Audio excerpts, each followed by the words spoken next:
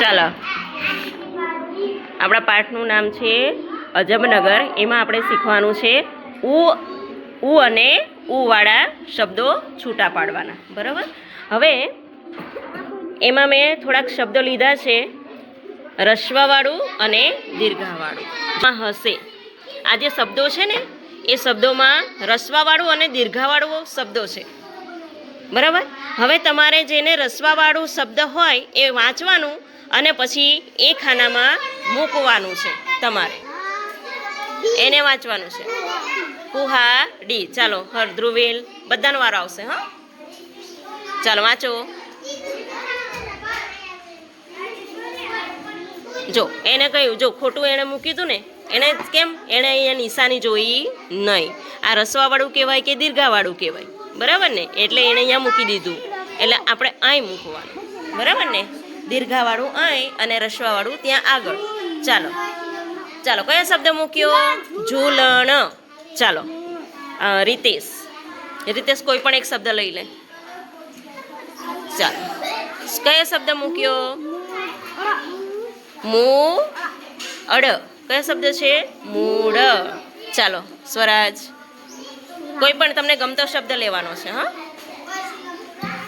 ચાલો વાંચો તો.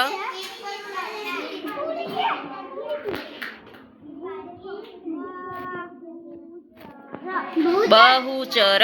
એ કયામાં આવશે? રસ્વાવાળું. જો એની નિશાની ગઈ છે રસ્વાવાળું. બરાબર, એટલે બરોબર છે. ના, એવું નહીં કરવાનું, એને પોતાને મૂકવાનું છે. ચાલો, દીપ.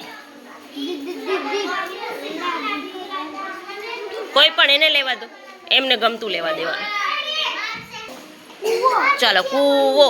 ચાલો, કૂવો કેમ મૂક્યો? હા, સરસ, બરોબર છે. ચાલો, રિયાન્સ. ચાલો, કયો શબ્દ મૂક્યો? એને વાંચવાનું છે ને, એને પણ શીખવાનું છે ને. ખૂબ. ચાલો, જિજ્ઞેશ.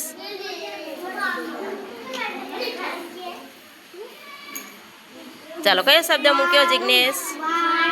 વાળું. ચાલો ચાલો, વિશાંત.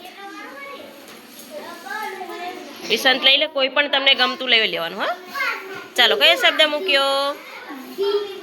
કયો શબ્દ?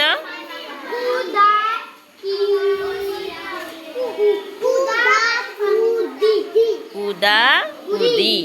ચાલો, પ્રીતિ.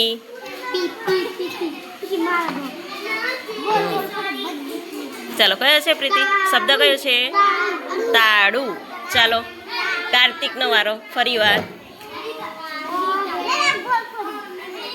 ચાલો,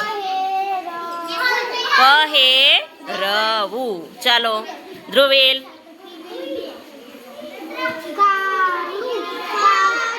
કાચું. ચાલો, રીતેશ. ચાકુ. કહે છે ચાકુ. આ પર જો આ ક્યાં મૂક્યું? રસ્વાવાળું છે. રસ્વાવાળું ક્યાં મુકાશે? આ ખાનામાં જશે ને. હા, એટલે જોવું પડે, આપણે જોવાનું, શબ્દ કમ્પ્લીટ જોવાનું. હા, ચાલો.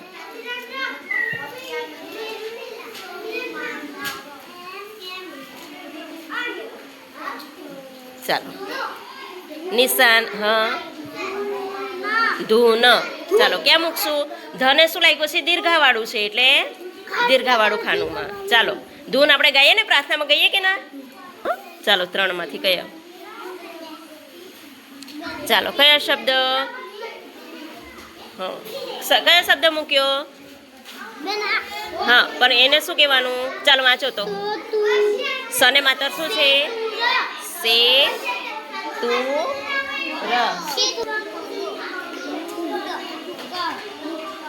હે, આપણે ઉ છે. કયું છે? હું ક. હું ક. ચાલો, ખોટું મૂકીને. કેમ? કેવી રીતે ખોટું થયું? તો આજે ફ ને તો કશું નથી. અડી. આપણે કયું શીખીએ છીએ? રસ્વાવાળું અને દીર્ઘાવાળું શીખીએ છીએ. તો આ રસ્વાવાળું છે, તો કયામાં આવશે? હા, આમાં આવશે ને.